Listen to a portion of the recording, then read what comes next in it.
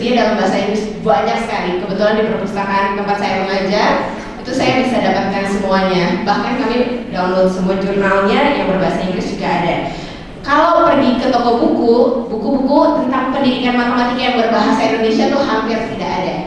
Adanya buku teks, adanya buku teacher's guide aja juga jarang. Jadi buku panduan guru juga jarang. Adanya buku teks atau buku-buku ensiklopedia atau yang hal seperti itu. Jadi sebenarnya yang saya lakukan itu tidak membuat sesuatu yang baru, tapi merangkum pengetahuan-pengetahuan yang telah saya miliki sebelumnya. Dari berbagai teori belajar yang saya punya dirangkum di dalam buku, dan ini cuma satu bagian dari, ini hanya teori tentang pertemuan pertamanya dengan sastra, padahal kami punya 6. Berarti akan ada 6 lagi. Aduh, ya tahu. Itu kayak kalau gitu. Iya. Baik, kalau gitu saya beralih ke dosen UNJ di dosen matematika, Dr. Meida Sari. Saya sudah lihat komen-komennya di buku. Kira-kira seperti apa buku itu? Oke. Pertama-tama saya ucapkan terima kasih dulu sudah mengundang saya di sini, kesempatan yang sangat berharga, dan saya ingin ucapkan apresiasi sebesar-besarnya kepada semua yang terlibat di Genas Sastra ini, khususnya guru-guru yang punya inisiatif luar biasa, yang semangatnya luar biasa. Jawab pertanyaan tadi tentang buku ya, memang sepakat dengan tadi Bu Ti, jarang sekali kita temui buku-buku sumber mengajar dalam bahasa Indonesia ya di toko-toko buku. Jadi buku-buku yang bisa menjadi acuan bagi guru-guru SD. Nah, karakteristik guru-guru SD kita adalah guru kelas, bukan guru bidang studi. Jadi tidak heran jika memang banyak guru yang selama ini kesulitan mengajarkan matematika karena backgroundnya memang bukan matematika. Sayangnya matematika di SD itu justru harusnya menjadi dasar di mana kita melatih anak-anak kita untuk berpikir ya, untuk bernalar. Jika itu sudah terbangun di SD, harapannya sih nanti di SMP dan level tingkat lanjut berikutnya akan lebih mudah gitu. Tadi Uti mengatakan dia mengambil dari teori-teori yang sudah ada gitu. Landasan teori itu memang penting. Jadi kayak filosofi berpikirnya seperti apa, matematika itu seperti apa. Jadi kita percaya bahwa matematika itu apa. Nah di buku ini Uti mengatakan matematika itu dengan bermatematika gitu ya, dengan bernalar dan kontekstual. Satu hal dari bermatematika yang menurut saya menjadi sangat penting adalah bahwa kita tidak lagi melihat matematika sebagai sebuah objek gitu. Matematika bukan sekedar mata pelajaran, tapi matematika adalah proses berpikir. Di situ ada aktivitas, di situ ada bergerak, ada berpikir, ada berdiskusi gitu. Jadi ketika dikatakan bermatematika bukan sekedar menghitung lagi, tetapi bernalar, menggambarkan, mendesain gitu ya, merancang. Nah, satu kata bermatematika itu bisa menjadi kata kunci dan bisa menjadikan kelas matematika menjadi kelas yang kaya. Saya pikir seperti itu. Baik, sekarang giliran Prof. Hendra. Karena ini Prof, jadi pertanyaan saya harus agak lebih berbobot. Kalau nggak ada bobot, berarti pertanyaan saya gagal ini. Prof, problem besar bangsa ini terhadap matematika ini apa? Pertanyaan berbobot ini sudah ini. Langsung guys jawab. Saya mau komen dulu. Wah. Silakan Prof.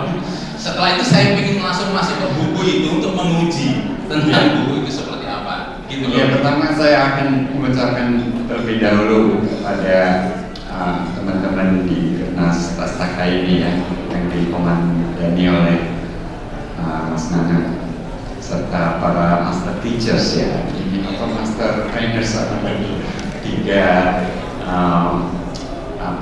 pahlawan hari ini. Sebenarnya saya memang pernah menantang juga pada salah seorang master trainer itu Mas Agung ya. Pengalaman guru-guru itu dituliskan begitu dan jadi buku begitu ya. Dan buku ini sekarang hadir di tengah kita. Walaupun latar belakang saya matematika, ini jumlah babnya kok 13 begitu ya, tapi saya nggak percaya pada Rahayul. Ini 13 bab yang menurut saya penting. Sudah ganti namanya bagian sampai 13 bagian yang penting, dan saya mencatat judulnya satu persatu, dan beberapa bagian itu saya memberi komentar. Jadi ada bagian 3 yang menarik, itu tidak adanya matematika, jelas matematika. Rupanya itu yang disampaikan oleh Ibu ya. Kemudian bab 4 tentang Ediwu, guru matematika di Australia yang awalnya benci matematika. Nah, yang menarik di bagian 4 itu, ini sangat sejalan dengan yang sering saya sampaikan. Jadi matematika ini ibarat hantu. Jadi kalau saya juga mengajar matematika, ini nanti menjawab problem kita dalam matematika itu ya, karena kita tidak mengenali hantu itu dengan baik begitu. Matematika itu ibarat hantu. Jadi kalau kita mengajar matematika itu ya ibarat menjelaskan hantu kepada anak-anak. Ya anak-anak yang nggak bisa melihat hantu itu ya bengong aja kan. Begitu. Jadi perlu strategi khusus memang untuk mengajarkannya. Nah, di bagian 4 ini ada satu frase yang saya baru temukan di situ. Itu rupanya yang frase yang saya cari-cari, indera matematika. Jadi kalau IPA, ilmu alam itu kan modalnya indera ya, walaupun kemudian pakai mikroskop itu sebetulnya perpanjangan indera penglihatan begitu. Kalau pakai alat lain itu perpanjangan indera pendengaran barangkali begitu. Demikian juga teleskop dan lain-lain. Nah, tapi matematika kan nggak bisa diindera begitu.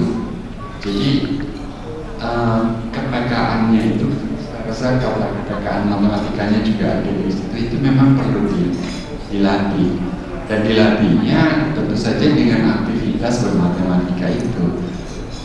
Nah, peran guru dalam hal ini yang nggak bisa tergantikan sekalipun di era YouTube dan lain-lain. Anak bisa saja nonton penjelasan tentang dalil Pitagoras, tapi aktivitas untuk memahami dalil Pitagoras itu hanya bisa di kelas. Anak kemudian kalau nggak mengerti bisa bertanya langsung dengan guru, itu hanya bisa di kelas. Jadi jangan khawatir guru-guru, peran ibu bapak semua, teman-teman semua nggak akan tergantikan, kecuali kalau mengajarnya ya sama aja dengan apa yang bisa dibaca di buku, apa yang bisa ditonton YouTube, dan itu kan ada di bagian 1 begitu ya. Maaf saya tidak terlalu.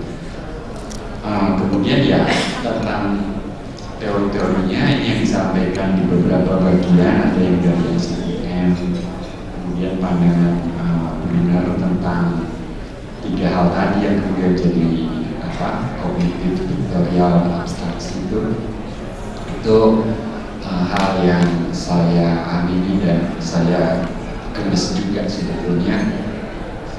Bila guru-guru terlalu cepat mengajari matematika itu ke simbol gitu ya, apalagi definisi 3 kali 4 harus dipupuk, dilatih, dikembangkan. Mas Habib, selamat juga pada AKB editornya. Baik, Prof. Ini pengakuan, Prof. Sebenarnya itu bukan editor, Prof. Saya ini jurusan sastra yang nggak ngerti apa-apa, tetapi saya sangat tergelitik dan selalu membantah Mbak Putri. Kenapa 1 tambah 1 sama dengan 2?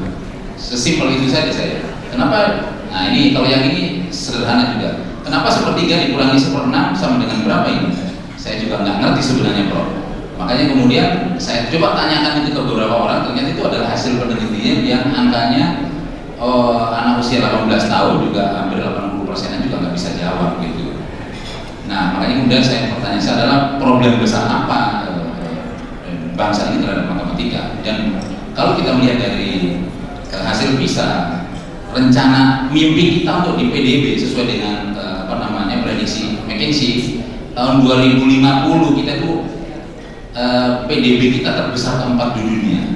Besok tahun 2030 kita punya bonus demografi yang luar biasa.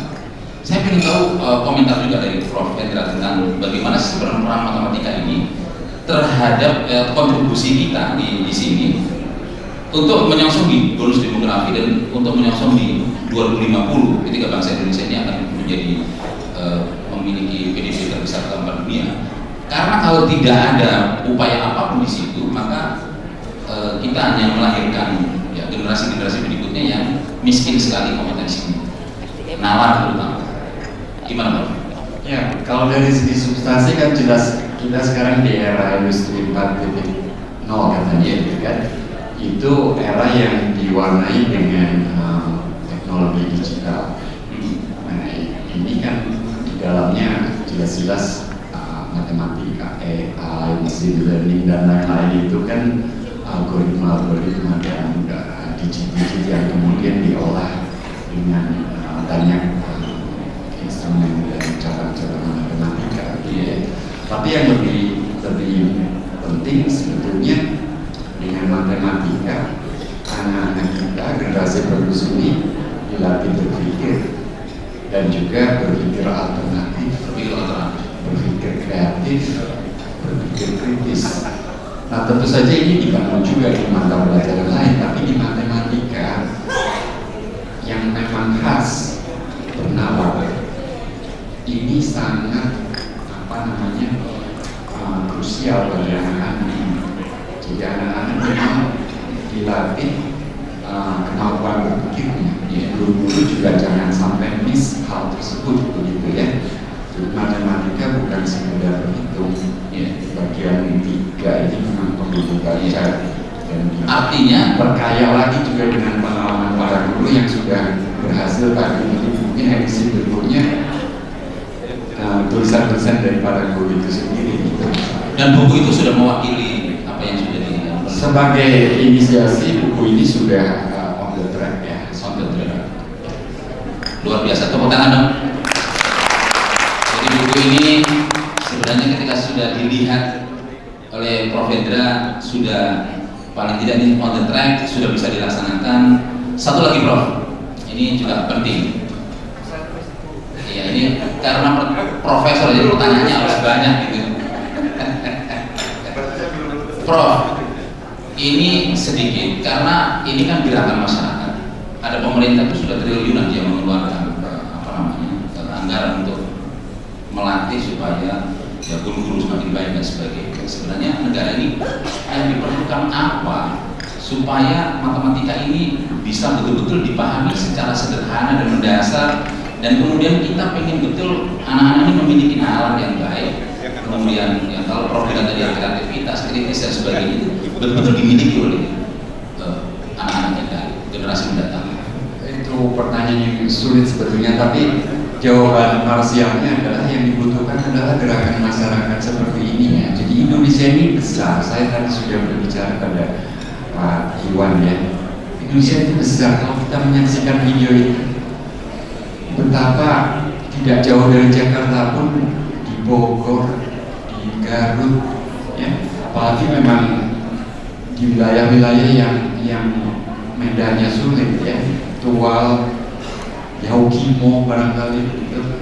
Jadi ini memang membutuhkan gerakan nasional, gerakan masyarakat, dan saya kira kita harus menularkan semangat ini melalui berbagai media. Saya sendiri bukannya mau iklan, tapi sebagai dosen saya tetap menyadari hal ini dan saya akhirnya menjadi blogger begitu kan. Hanya saya tidak bisa, belum mampu untuk turun hingga ke jenjang sekolah dasar. Jadi saya membuat blog tulisan-tulisan matematika populer yang harapannya dibaca oleh siswa-siswa SMA ataupun guru barangkali mungkin. Nah, ini suatu hari saya cerita sedikit. Saya searching di internet 2 kata matematika Indonesia. Yang muncul waktu itu ya laman bimbingan tes. Tentu saja jasa mereka diperlukan di hal tertentu, tapi kemudian ketika saya mengeluh kenapa kok matematika Indonesia warnanya hanya soal yang bimbingan itu, terus teman saya bilang ya Pak Hendra nulis dong blog yang paling harapkan itu seperti apa ya. Kalau sekarang dicari matematika Indonesia apa? Yang muncul adalah laman Gernas Pustaka. Terutama berita awal tahun lalu itu ya, yang Mas Nanang mendeklarasikan Gernas Pustaka dengan judul yang ya kalau tadi judulnya darurat matematika, tapi mudah-mudahan tahun depan nanti judulnya bahwa siswa kita tak gentar dengan matematika gitu ya, seperti itu, siswa kita gentar matematika. Baik, Bu Melia Sari, harapannya apa ini dengan Gernas Pustaka dan terutama dengan buku yang sedang ditulis oleh Mbak Putih? Masih 5 lagi ya Bu? Satu hal yang ingin saya sampaikan bahwa setelah melihat tadi ya paparan Gernas Pustaka, ada sel-sel kecil yang bergerak di setiap kabupaten gitu ya, itu membangkitkan harapan.